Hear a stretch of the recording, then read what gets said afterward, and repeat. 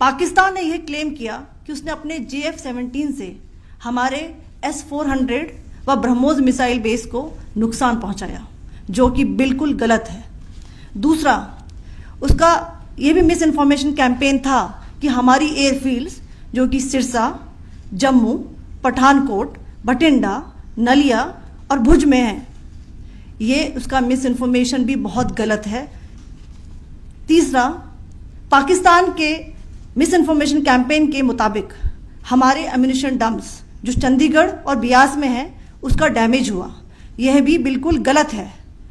हमने आपको morning briefing में बताया था विथ फैक्ट्स एंड फिगर के साथ कि ये सारी चीज़ें बिल्कुल सही सलामत हैं। अब मैं आपको बताना चाहती हूँ कि पाकिस्तान के एक प्रेस कॉन्फ्रेंस में ये बात की गई थी कि उनके सीनियर मिलिट्री ऑफिसर्स जो कि पूरी तरह से ये भ्रामक हैं और तथ्यों से दूर हैं कि पाकिस्तान की ओर से ये झूठा आरोप भी लगाया जा रहा है कि भारतीय सेना ने मस्जिदों को नुकसान पहुंचाया। मैं इससे बिल्कुल स्पष्ट करना चाहती हूं कि India is a secular nation और हमारी सेना भारत के कॉन्स्टिट्यूशनल वैल्यूज़ की एक बहुत प्यारी झलक है। इंडियन आर्म्ड फोर्सेस ने पाकिस्तान को बहुत भारी नुकसान पहुंचाया, उनके मिलिट्री इंफ्रास्ट्रक्चर्स को, चाहे वो लैंड एसेट्स हों या फिर उनके एयर एसेट्स।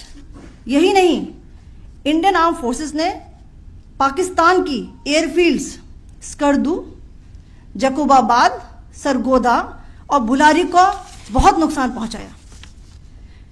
इसके अलावा पाकिस्तान के air defence system, radar system, उनको भी एयर स्पेस में अनटेनेबल किया। यह भी बताना चाहती हूं कि लाइन ऑफ कंट्रोल के पास पाकिस्तान के command and control logistic installations और उनके मिलिट्री इंफ्रास्ट्रक्चर्स, मिलिट्री पर्सनल्स का इतना भारी नुकसान हुआ कि पाकिस्तान की ऑफेंसिव व डिफेंसिव कैपेबिलिटी को नष्ट कर दिया गया। अंत में मैं फिर से ये बात दोहराना चाहूंगी, इंडियन आर्म फोर्सेस पूरी तरह से तैयार है, सतर्क है और भारत की संप्रभुता और अखंडता की रक्षा के लिए पूरी तरह से कमिटेड है। धन्यवाद। जय हिंद।